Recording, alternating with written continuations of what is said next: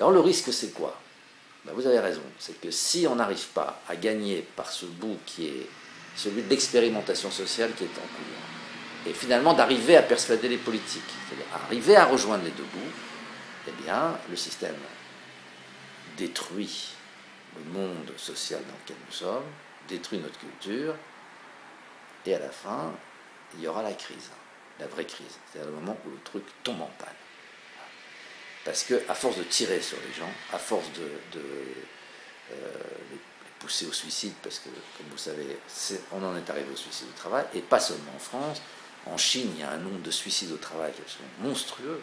On ne sait pas combien c'est, mais on sait qu'ils sont tellement nombreux que les gars, autour de Foxconn, cette entreprise, ils mettent des filets autour du bâtiment pour que si les gens sautent, ils soient rattrapés dans le filet. Voilà comment on arrête les suicides au travail dans cette entreprise qui fabrique nos iPhones et tout ça, hein, parce que tout ça, ça vient de là-bas.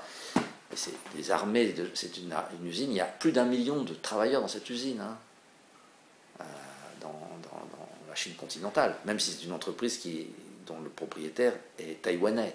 En fait, mais si vous allez dans d'autres pays, le Japon, il y a plein de suicides au travail. En Corée du Sud, c'est pareil, à Taïwan aussi, donc, si vous voulez, chez nous aussi. Bon. Alors le système, à un moment donné, de toute façon, il va tomber en panne. C'est inévitable. Au mieux, c'est la panne. Au pire, c'est l'insurrection. Et les mouvements insurrectionnels qui risquent de partir au moment où les gens ne peuvent plus faire autrement que d'entrer en insurrection. Parce que c'est pas par choix et parce qu'ils résistent. S'ils devaient résister, c'est maintenant. Pas en attendant ça. Ils ne résistent pas, ils sont dans la servitude volontaire. Donc, qui a le succès qu'elle a aujourd'hui pour des raisons que je n'ai pas le temps de développer, mais c'est comme ça. En attendant, comme c'est maintenant ils ne se révoltent pas, ou très peu, je ne dis pas qu'il n'y en a pas de révolte, il y en a, il y a des grèves, mais c'est rien par rapport à ce qu'on a connu autrefois. Si vous voulez. 68, c'est la plus grande grève de l'histoire de France. Plus importante qu'en 1936, si vous voulez. C'est des millions d'êtres humains qui s'arrêtent de travailler et qui paralysent le pays pendant une grève invraisemblable, si vous voulez. C'est un mouvement inimaginable. Alors voilà, on avait des capacités de résistance. Les gens aujourd'hui sur des choses d'une certaine manière beaucoup plus graves que ce qui se passait en 68. Parce qu'en 68, les gens ne sont pas mis en grève pour rien, ils sont mis parce que justement, c'était ces questions du travail qui étaient déjà posées. C'était le travail répétitif sous contrainte de temps, c'était le taylorisme qui était en cause. Changer la vie. C'était ça, sortir de cette aliénation par le travail. C'était quand même le problème fondamental.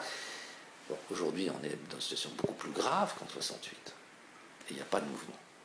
Donc le risque, c'est que, faute de mouvement, on arrive jusqu'au bout. Et là, la crise, elle va être effrayante. Parce que le système s'arrête, ça veut dire qu'en quelques jours, il n'y a plus un camion qui circule, il n'y a plus un train qui circule, les villes vont être affamées, et je ne sais pas comment on va s'en sortir. Parce que là, les gens seront au bout du rouleau.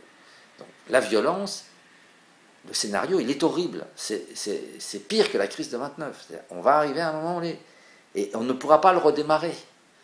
Parce que là, il y a un problème aujourd'hui, que vous pouvez très vite comprendre, très simplement comprendre. Le niveau d'intensité du travail, de surcharge de travail, de suractivité, de cadence, de délai. Les gens, ils travaillent chez eux, dans le métro, dans l'avion. Et partout, ils sont tous en train de pianoter, faire leur boulot. Ils travaillent chez eux, ils emportent le travail. Bon. Quand ces gens-là, ils tombent malades, par exemple, ou ils ont un accident de voiture, ils sont arrêtés pendant 3 mois, 4 mois, quand il faut retourner,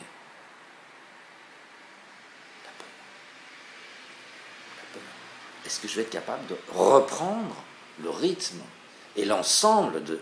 Parce que c'est pas qu'une question de rythme, le rythme c'est ce qui est le plus simple à comprendre, c'est l'hostilité partout, vous êtes tout seul, hein, personne ne vous aide. Le monde d'aujourd'hui, avec les nouvelles méthodes d'organisation et notamment l'évaluation individuelle des performances, chacun est évalué individuellement, tout le monde est contre tout le monde.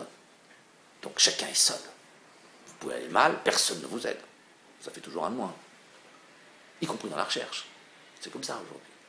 Chercheur, un bon chercheur, c'est un mec qui tue. C'est un killer. Il tue les autres.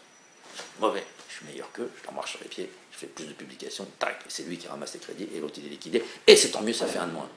Ça, c'est des mentalités qui n'existaient pas. Moi, quand j'ai commencé à chercher, c'était pas comme ça du tout. Aujourd'hui, c'est chacun pour soi.